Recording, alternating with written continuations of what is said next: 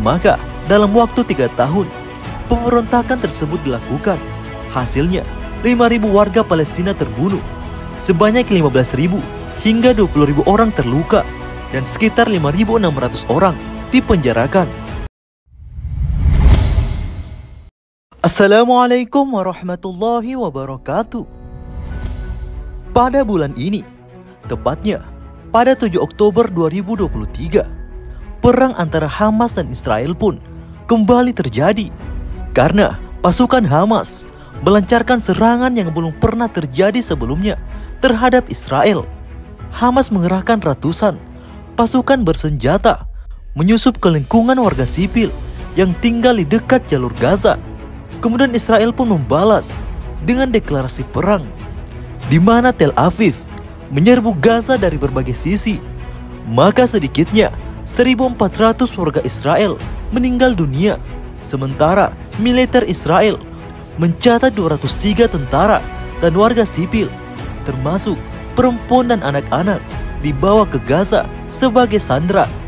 Dan adapun Palestina, hingga saat ini lebih dari 5.000 orang, baik warga sipil maupun anak-anak di Gaza, tewas terbunuh akibat serangan udara dan artileri yang dilakukan Israel sebagai balasan dari serangan Hamas sebelumnya.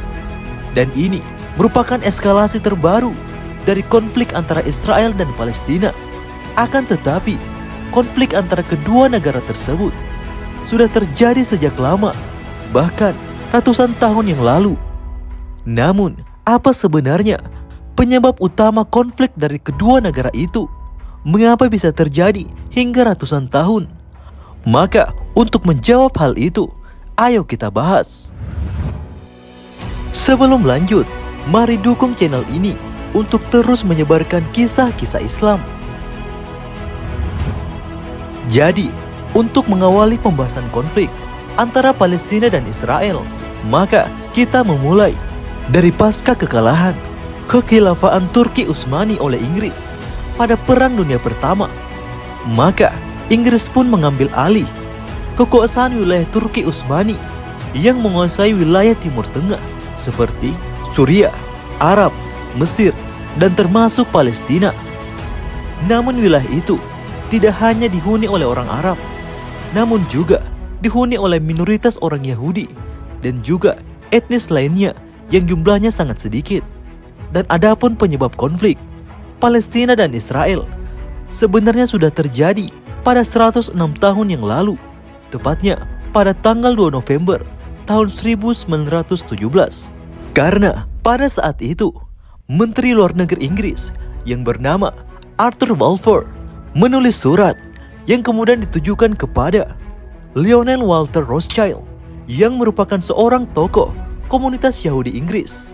Namun uniknya, surat tersebut sangat singkat, bahkan terdiri dari 67 kata saja. Akan tetapi, isi dari surat itu memberikan dampak mengerikan terhadap rakyat Palestina yang masih terasa hingga saat ini. Maka, surat itu pun dikenal sebagai Deklarasi Balfour. Inti dari surat itu adalah untuk disampaikan kepada Federasi Zionis di seluruh Inggris Raya dan Irlandia, yang isinya adalah sebuah janji untuk mendukung keinginan Zionis membuat tanah air Yahudi di wilayah Palestina dan memfasilitasi untuk terwujudnya hal itu. Sehingga Inggris pun membentuk mandat terkait surat itu pada tahun 1923 dan berlangsung hingga 1948. Bagi orang-orang Yahudi, Palestina adalah rumah bagi leluhur mereka. Namun komunitas Arab di Palestina juga mengklaim wilayah tersebut dan menentang klaim sepihak komunitas Yahudi di sana. Maka selama periode tersebut, Inggris pun memfasilitasi migrasi massal orang Yahudi dan terjadilah gelombang kedatangan yang cukup besar ke Palestina pasca gerakan Nazi di Eropa. Akan tetapi, melihat banyaknya orang Yahudi yang datang ke negaranya, warga Palestina pun khawatir akan terjadinya perubahan demografi negara mereka dan penyitaan tanah mereka oleh Inggris untuk diserahkan kepada pemukim Yahudi. Maka rakyat Palestina pun melakukan perlawanan. Karena ketegangan terus meningkat antara Yahudi dan rakyat Palestina, sehingga pada tahun 1936 hingga 1939 terjadilah pemberontakan Arab. Tepatnya pada bulan April tahun 1936, Komite Nasional Arab yang baru dibentuk pada saat itu kemudian meminta warga Palestina untuk melancarkan pemogokan umum dengan cara menahan pembayaran pajak dan memboikot semua produk-produk Yahudi sebagai tanda untuk memprotes kolonialisme Inggris dan meningkatnya imigrasi Yahudi. Akan tetapi, bukannya mendapatkan hasil yang baik atas pemogokan selama 6 bulan tersebut. Mereka pun ditindas secara brutal oleh Inggris dengan melancarkan kampanye penangkapan massal dan melakukan penghancuran rumah warga Palestina. Maka dari itulah, hal tersebut menjadi sebuah praktek yang terus diterapkan Israel terhadap warga Palestina hingga saat ini. Kemudian, pada akhir tahun 1937, pemberontakan kedua pun dimulai. Adapun pemberontakan ini dipimpin oleh gerakan perlawanan petani Palestina yang menargetkan kekuatan Inggris dan kolonialisme. Namun, pada paruh kedua tahun 1939, Inggris telah mengerahkan 30.000 tentara di Palestina. Mereka pun melakukan penyerangan kepada rakyat Palestina dengan cara desa-desa dibom, melalui udara, rumah-rumah dihancurkan, dan penahanan administratif, serta pembunuhan massal tersebar luas.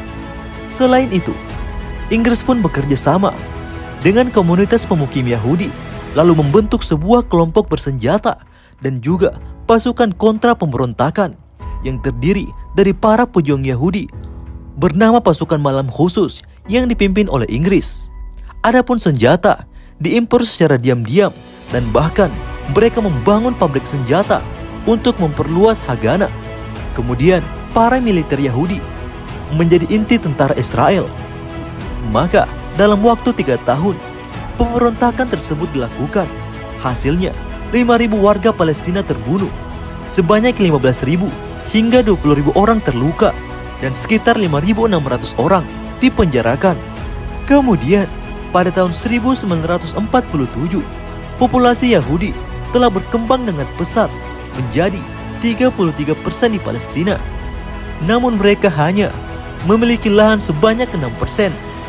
Lalu, adapun Perserikatan Bangsa-Bangsa atau PBB kemudian mengadopsi resolusi 181 yang isinya menyerukan pembagian Palestina menjadi negara-negara Arab dan Yahudi. Tentu Palestina menolak rencana tersebut karena rencana itu akan memberikan sekitar 56% wilayah Palestina kepada Yahudi, termasuk sebagian besar wilayah pesisir yang subur. Karena pada saat itu warga Palestina memiliki 94% wilayah bersejarah dan mencakup 67% populasinya. Itulah awal mula konflik antara Palestina dan Israel yang bermula dari adanya surat mengerikan dari Menteri Luar Negeri Inggris, sehingga memberikan dampak negatif terhadap Palestina bahkan sampai saat ini. Sebagai umat Islam, mari tidak henti-hentinya kita mendoakan yang terbaik untuk saudara muslim kita di Palestina. Mohon maaf jika terdapat kesalahan dan juga kekurangan. Wallahu a'lam bishawab. Assalamualaikum warahmatullahi wabarakatuh.